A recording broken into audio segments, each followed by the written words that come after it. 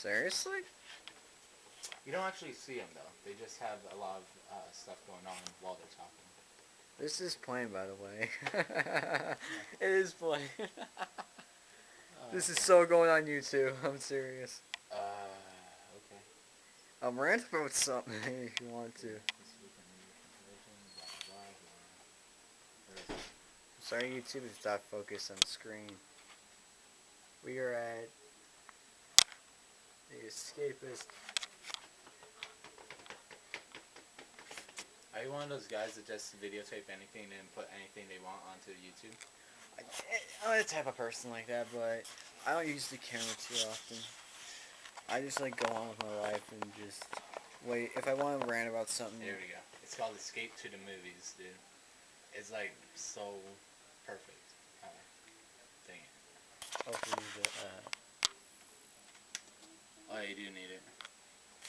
Are you on here to do a paranormal activity review? yeah. Alright.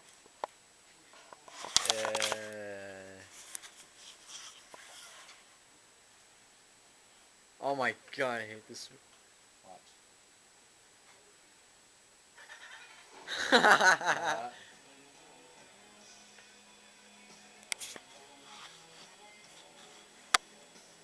Is that Zazu speakers yet?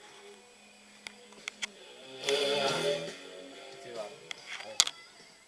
I think it's proper to occasionally let people know exactly where I'm coming from on these things. So before we start, I'd like to state that as a general rule, I fucking hate make-believe found footage movies. You know, these movies that pretend they're actually a bunch of lost camcorder tapes or old film reels shot by people during some horror event.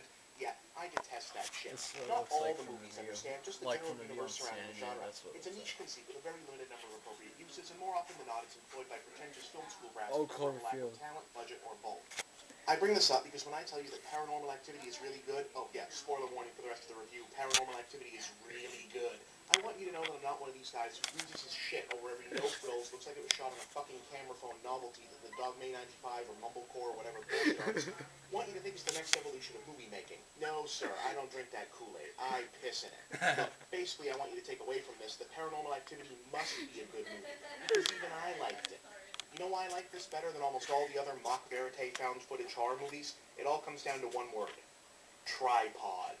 You see, the main idea here is you got this young couple who thinks they've got a ghost in the house that fucks with them while they sleep. So they put a stationary camcorder in the bedroom to try to catch him in the act. In other words, it's a near-perfect marriage of form and function.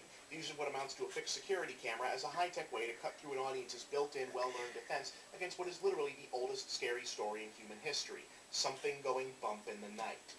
Most of the big stuff happens from this one fixed master shot, so whereas most fake documentary movies use it as an excuse not to show stuff, this one uses it to make sure it shows stuff in unblinking, unflinching clarity. And even when they do use a handheld camera, they carry it like a normal human being carries a camera. None of that Cloverfield shit where it becomes ridiculously obvious that no human being who's moving like the shot indicates he's moving would ever still be carrying a fucking camera. Also a nice change of place, something actually happening. Don't worry. This isn't one of those movies where something might be going on. There are effects, there are physical manifestations, there is definitely a big, scary, invisible something in there with these people. It's capable of doing some serious damage, and it means business. In fact, a good deal of the plot concerns an increasing plausibility that it's not a ghost at all, that the woman in question claims to have been intermittently bugged by an invisible attacker since she was a little girl, with the implication that the presence is something more like a demon being floated around. Recommend it on your site. Go to Escapist Magazine. Go to Escapist Magazine if you want to see more of this. It's Another funny. thing I like is that the movie avoids doing the usual thing with the ostensible male lead. No, just type it Since he on starts there, out overly self-assured and not entirely buying Well, when his I upload, I will girlfriend's type in danger, the we link. assume he'll eventually reveal himself as a total coward, but that's not the case.